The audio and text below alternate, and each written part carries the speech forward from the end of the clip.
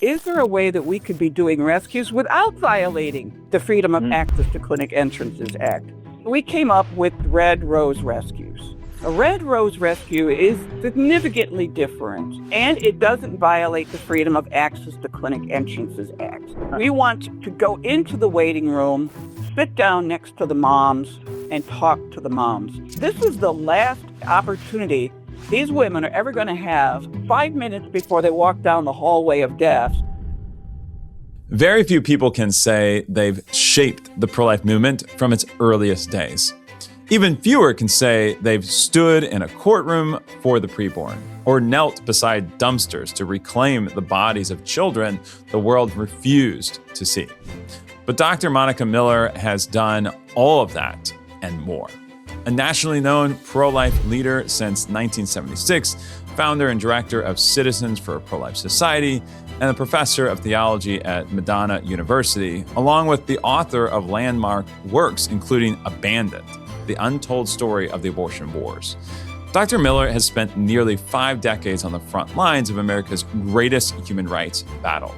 She has debated the philosophies behind Roe versus Wade, exposed the tragic reality of infanticide and euthanasia, and challenged the lies of the sexual revolution, and defended the dignity of women, children, families, and human life with relentless clarity and courage. Her stories are not secondhand. They are lived in rescues, in court trials, in prison cells, in counseling rooms, and of course, late-night missions retrieving the children from dumpsters to receive the dignity of a burial. Few people understand the history of the pro-life movement like she does. Fewer still have paid the personal price that she has. Today, she joins us to talk about the past, the present, and the urgent work still ahead in a post-Dobbs America. This is Living Pro-Life.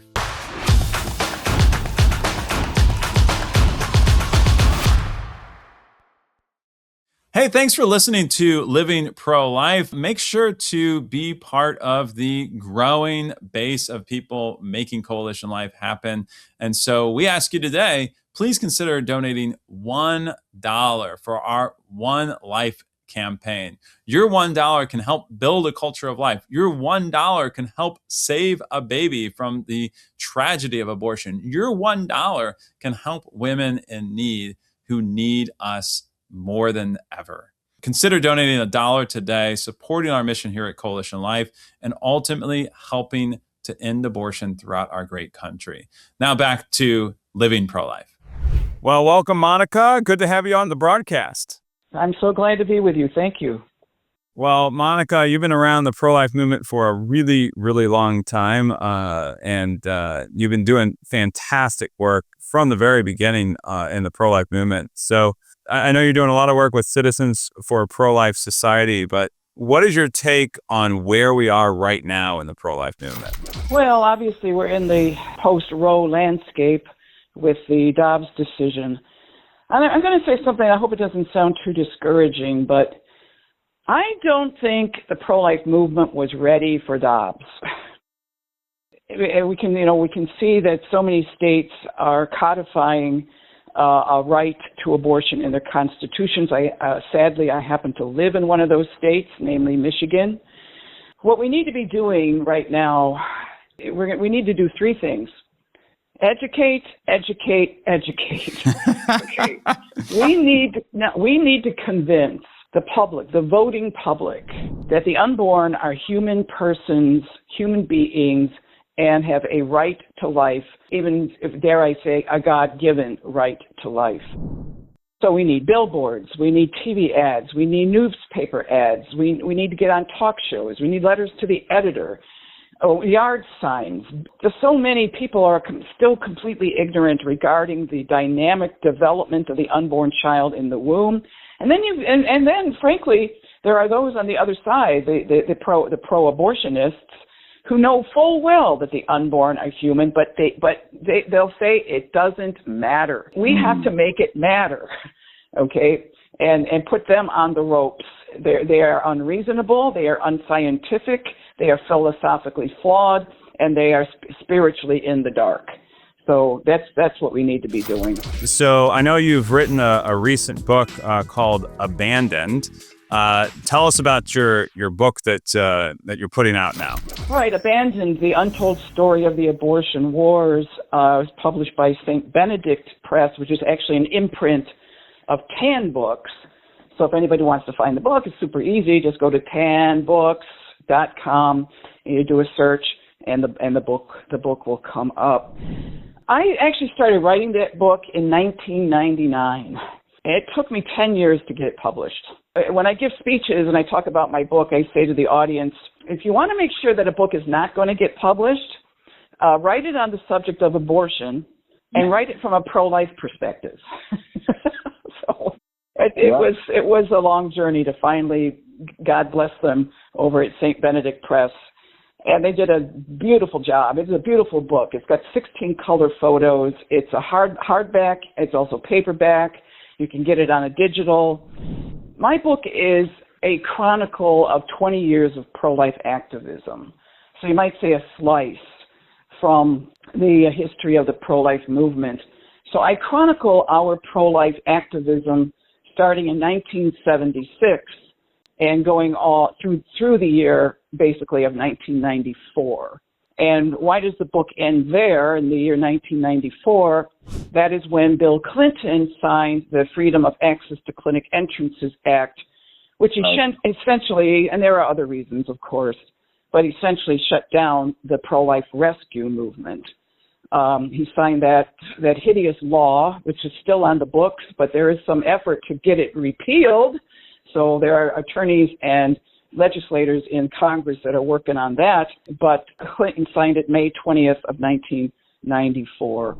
Now, I got to say, my book does take people down, really deep down into the trenches of pro-life activism. I talk about the rescues that we did, the court trials that we had, the prison terms that we served. But a lot of the book also is focused on our sidewalk counseling efforts, the victories, and I would say the tragedies of some of that work. Moms that indeed did choose life because of our efforts of standing outside of abortion clinics over the years. But then moms that turned away, but then changed their minds, sadly, and went through with the abortion. Absolutely heartbreaking. I'm one of 50 people in the entire world that have actually had the experience of retrieving the bodies of aborted babies out of trash containers, and I chronicle that experience in great depth. And we first found altogether 600 bodies in a dumpster behind an abortion center in Chicago, kind of ironically, where I did sidewalk counseling for many years, the Michigan Avenue Medical Center. And then in 1988, we found out that a pathology lab in Northbrook, Illinois, was leaving aborted babies on their loading dock. I talk about how we discovered that, our late night treks to the loading dock, the retrieval of the boxes. These babies were shipped to the Vital Med pathology lab parcel post. The boxes were set out on the loading dock for trash pickup. And some of them even had magic marker for disposal written on the side of the boxes. And this retrieval project mission, I really would call it a mission of mercy, began in February of 1988 and lasted through the month of October of that year, after which we had retrieved approximately 5,000 bodies of aborted babies. How horrific. Yeah, I talk about that experience, what I learned from that experience, the photography that we did. If people want to see, we have a website dedicated to pro-life aborted baby victim photography, which is imagesofabortion.com. And there are a number of galleries from our various retrievals that are mounted on that website, imagesofabortion.com. And then the burials, all the burials that we did for these unwanted, abandoned, unborn children. So all that's it. Like I said, if somebody's going to make a movie of my book, I'm going to say it's going to be rated R. Well, Yeah. Well, Monica, I know we've gotten to see each other at a few meetings and discussions occasionally here and there, but kind of getting to know some of the backstory is really intriguing here. And I think so. You mentioned the rescue movement, and I think right now it's somewhat controversial, but it wasn't controversial when Martin Luther King would, and his groups would sit on at counters and do sort of sit-ins. So tell me about where that is in the movement right now. For maybe some of the listeners, what is the FACE Act and why is that so detrimental? Tell me a little bit about that. Well, and again, if people read my book, Abandoned, they're going to get a front row seat to what was the rescue movement in the pro-life movement. Basically, going back to 1975, we're actually honoring 50 years of rescues going back to 1975. There was a group of people, particularly in Pennsylvania, in Maryland, in Virginia early on, and I might even add Illinois. The first rescue that I did was in 1978 under the leadership of Joseph Scheibler, the late Joseph Scheibler of the Pro-Life Action League. And I talk about that rescue in my book. But rescue really took off full steam ahead with the founding of Operation Rescue in 1988.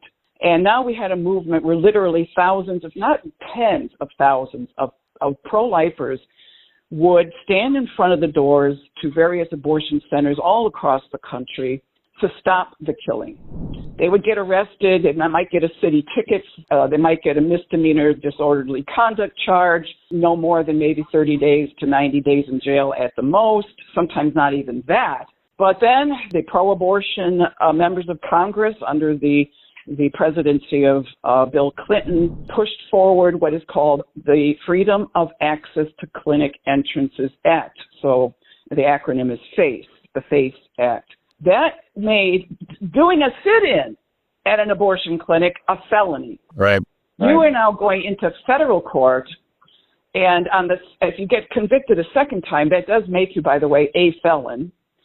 And that just had a sledgehammer effect on arguably the largest nonviolent protest movement in the history of America. Incredible. Pretty much the rescue movement came to a halt. Here and there might be one or two rescues where people were willing to face, right? In fact, kind of interestingly, and I do talk about this in my book.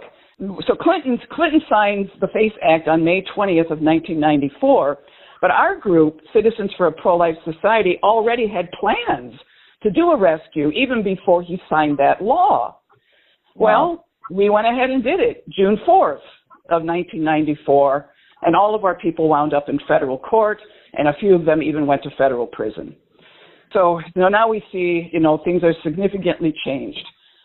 Well, if we fast forward to 2017, a bunch of us, Father Imbarado, for example, John Kavanaugh O'Keefe, who was very instrumental in the early rescue movement, Joan and Chris Bell, and a bunch of others. I shouldn't forget to mention John Ryan of St. Louis, who had been arrested about 300 times before the FACE Act went into effect. A bunch of us got together and had a meeting in St. Louis at the Gathering Hall at the cathedral there in St. Louis. Is there a way that we could be doing rescues without violating the Freedom of Access to Clinic Entrances Act?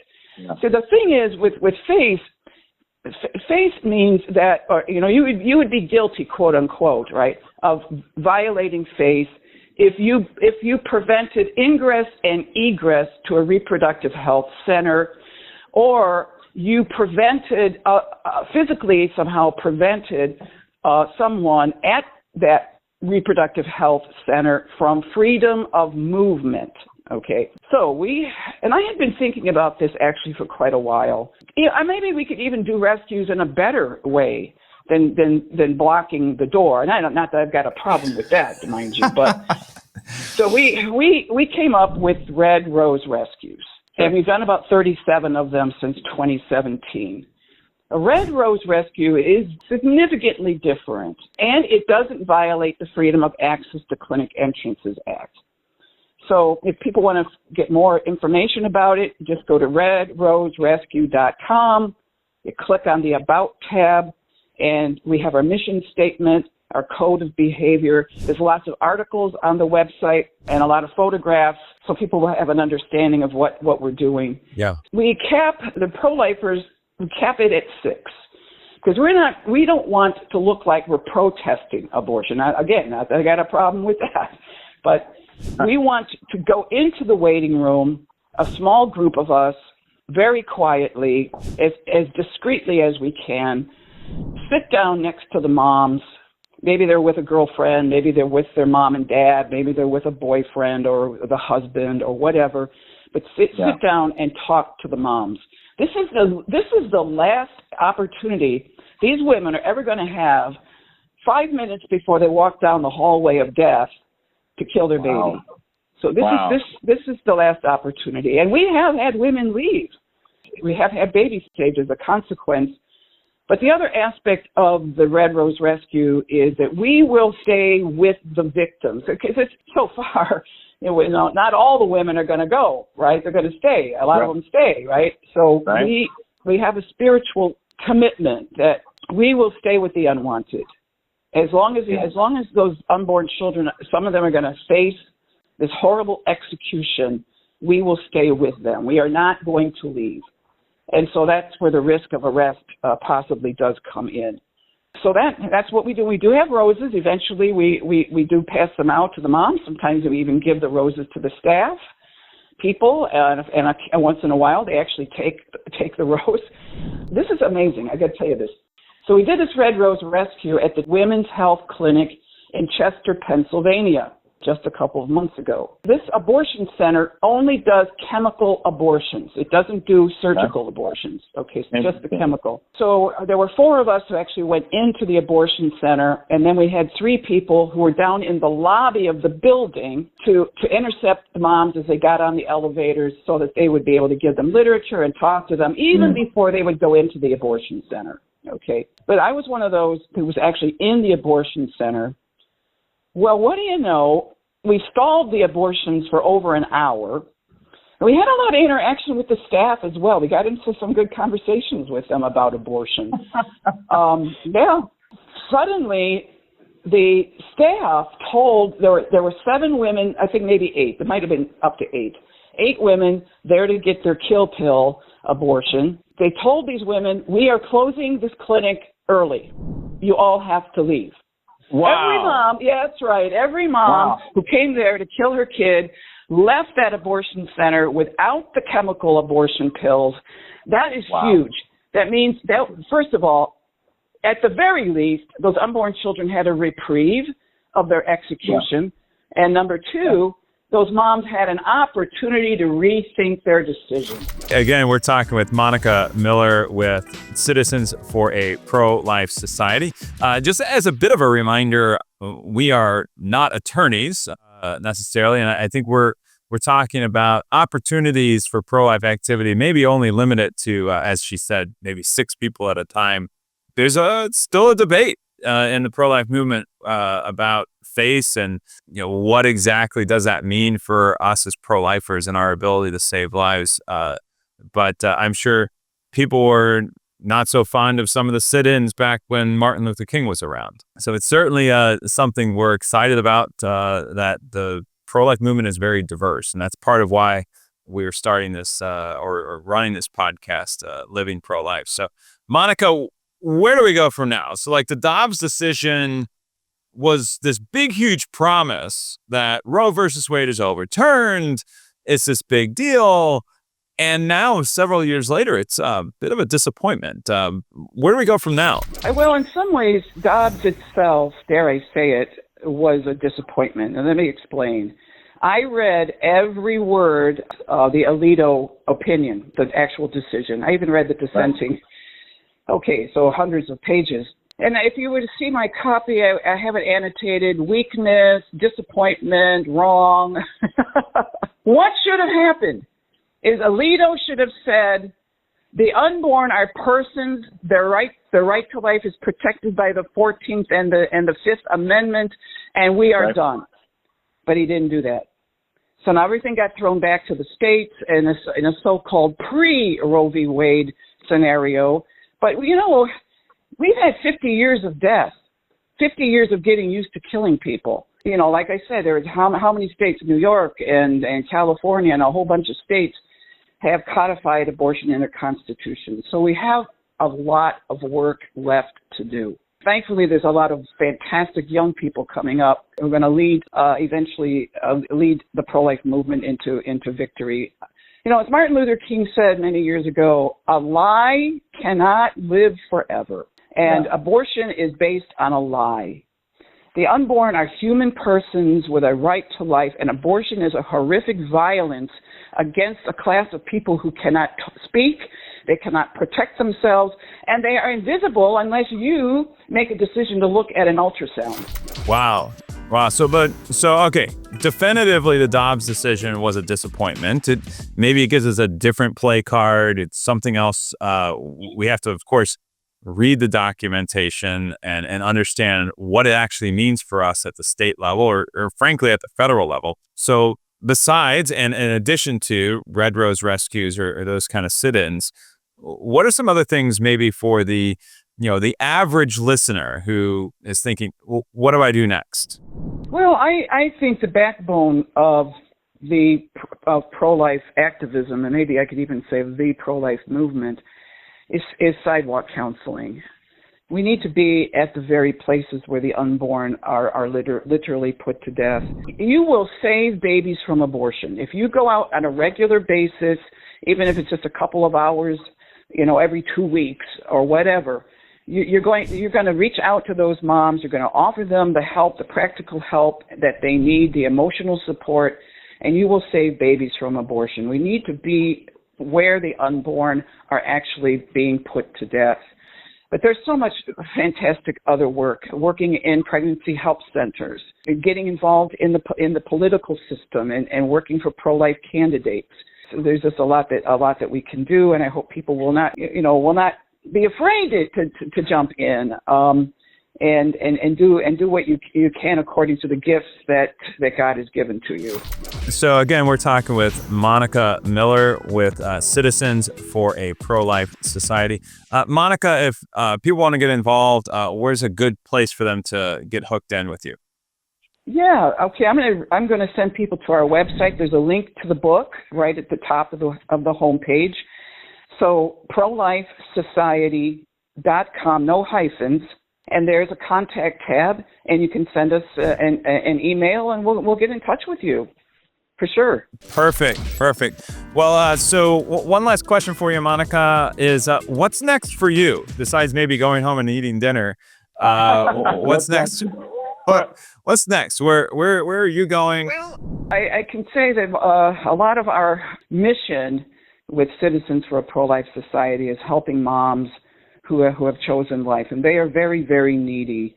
Almost all of them are single moms, which, by the way, is really the problem. Where are the guys? Where are the husbands? Where are the fathers? Don't get me started, okay? These moms feel overwhelmed. Probably 80% of our budget with Citizens for a Pro-Life Society is going to help financially help and give them practical help with these moms that chose life, who are abortion-minded. A lot of them, we stopped right at the door of the abortion clinic that we go to in Detroit. So if somebody wants to make a donation to Citizens for a Pro-Life Society, 80% of our budget goes to these moms. So that's a lot of what we're doing right now. Incredible. Well, thank you again, Monica Miller. We are so blessed to have you on the program. And we'll see you next time on the next episode of Living Pro-Life. Thank you, Monica. Thank you. It's been a blessing. Thank you.